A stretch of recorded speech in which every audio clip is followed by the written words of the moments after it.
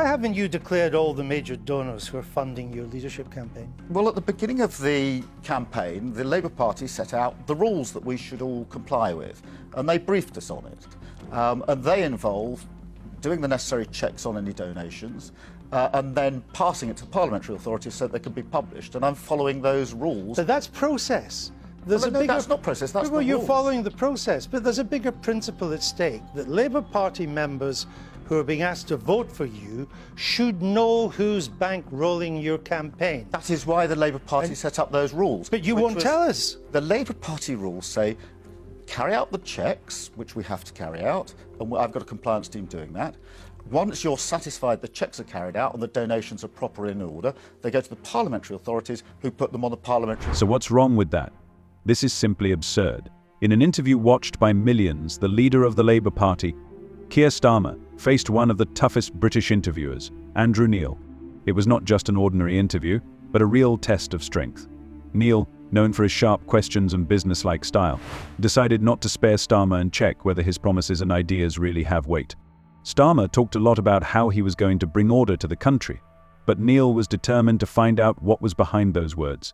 The audience was waiting for clear and convincing answers about the future of Britain, but instead they witnessed Starmer struggling to maintain his composure, while Neil confidently takes the initiative into his own hands. This could cost him precious votes in the upcoming elections, and the consequences could be disastrous. Parliamentary website, so that everybody can see them. I've been following that procedure. That is exactly the parliamentary rules. But the other candidates in this contest have published who is bankrolling their campaign.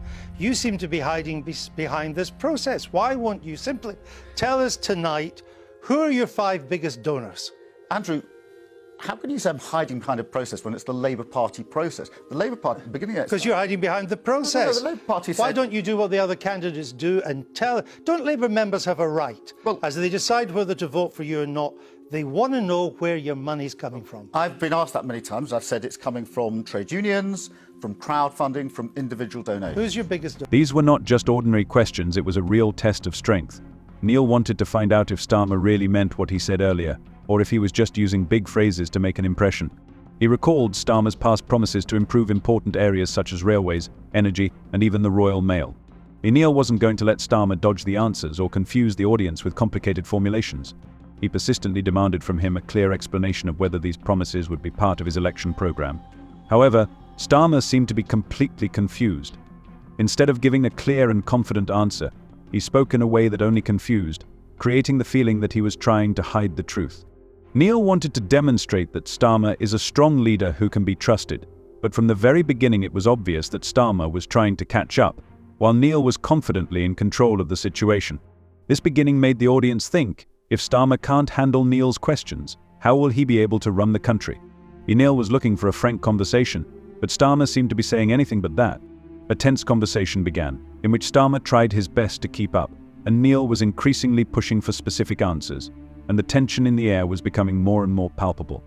What about university tuition fees then? Will you remain committed to scrapping them in your first term? Pledges, Andrew, so the answer to these questions is yes. So university tuition fees being scrapped will be in a Starmer manifesto? Yes, that's why it's the a next pledge. election. Okay. Andrew Neil didn't waste a minute.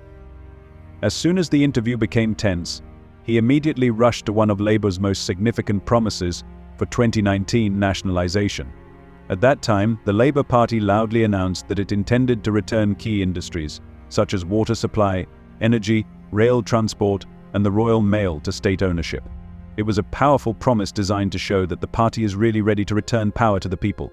Therefore, Neil did not hesitate and asked a direct question: will these promises be included in the next Labour manifesto? At first, Keir Starmer seemed confused, not knowing what to say. Instead of just saying yes or no, he called them newbies. Neil was clearly displeased with such an evasive answer. He persistently pressed Starmer, emphasizing that a promise is not just words, it is a sacred commitment. Neil wanted to understand if the Labour Party was really serious about fulfilling its promises to the people, and his insistence only increased the tension in the air. What happened in France, what is unfolding in France, is the defeat of the centre and the failure of centrist policies. These are exactly the policies which Keir Starmer is going to be elected on. Yeah. If he fails in Britain, and don't forget his policies are obsessed with net zero, pretty relaxed about immigration, high taxes, industrial strategy, metropolitan-based, metropolitan concerns rather than provincial concerns. If he fails, well, I can tell you this, Britain ain't going further left. There's only other one way it is going, and that is to the more populist right. Neil, unimpressed by such evasiveness, persistently continued to ask the same question: will the Labour Party stick to the course of nationalisation or not? The audience could feel the tension building. Starmer was clearly having difficulties. He didn't answer directly, and it seemed like he was trying his best to avoid any obligations. For those who sincerely supported the idea of nationalisation, this was a real blow. Previously, Starmer had confidently stated that this policy would help ordinary people, but now he didn't seem to be so sure about it himself, and this caused deep disappointment and bewilderment among his supporters. I must say, if you give a fluffy answer, then you are going to create a lot of fluff. So, but Tim, do you buy that? Andrew, what's fluffy about that? We're not going to raise. No, I'm not talking. No, I'm not talking about your answer. I'm talking about right. your leader. Okay. About your leaders. I'd never accuse you of a fluffy answer, Margaret Hodge. I was accusing Keir Starmer of a fluffy answer. Tim. Neil wasn't going to give up. He insistently reminded Starmer that promises are not just words; they are the sacred obligations of a leader. When someone makes a promise, it means that they must do everything possible to fulfill it. Starmer's indecision created the disturbing impression that he was no longer confident in the Labour Party's plans. This raised a serious question: are the Labour Party still serious about state ownership, or are these just empty words from the distant past?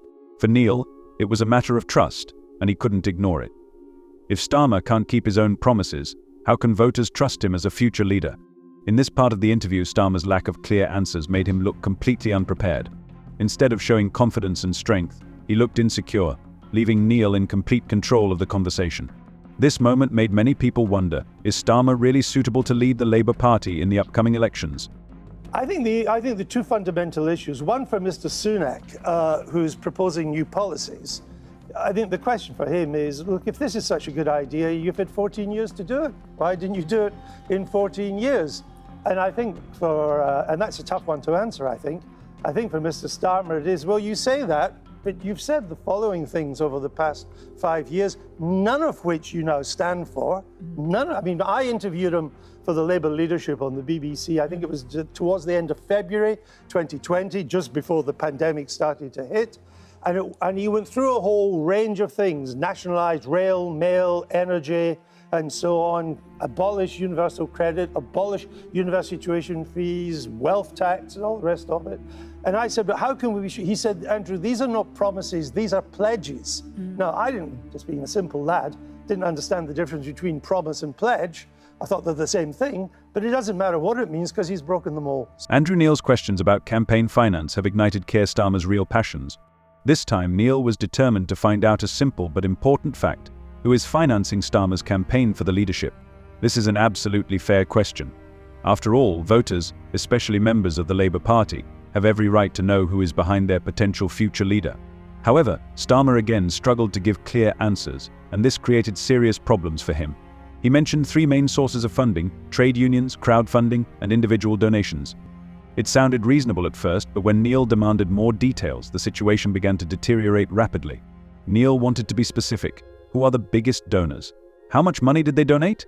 Instead of naming names, Starmer began talking about rules and processes, explaining that Labour had set up systems to verify donations, hinting that he was not required to disclose all the information at once.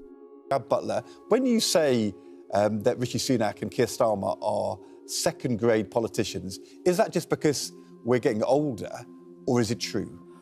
Well, obviously, clearly I didn't mean to say second rate. And are you sure I said it? Second grade. Because what I meant to say was third rate. Okay. So I thought I'd just get that on the record. Good. I mean, I think it's not just the two leaders. The cabinet and the shadow cabinet are pretty second rate as well. Both are. There's a few exceptions, but by and large, they're not up to the task. And I find that we live in a strange age of politicians in which we've got these pretty low-grade politicians on both sides of the House, and yet we expect more and more of them. Neil didn't buy it. He bluntly accused Starmer of hiding behind bureaucratic procedures. Neil's argument was simple and blunt. The Labour Party has every right to know where their leader's money is coming from, especially before making a choice on the ballot. Starmer's vague answers failed to dispel this urgent concern. He couldn't provide an answer that sounded confident or transparent, and that only increased the tension in the air. Because of his indecision, Starmer looked defensive and secretive, which caused discontent and distrust among the audience. See you soon.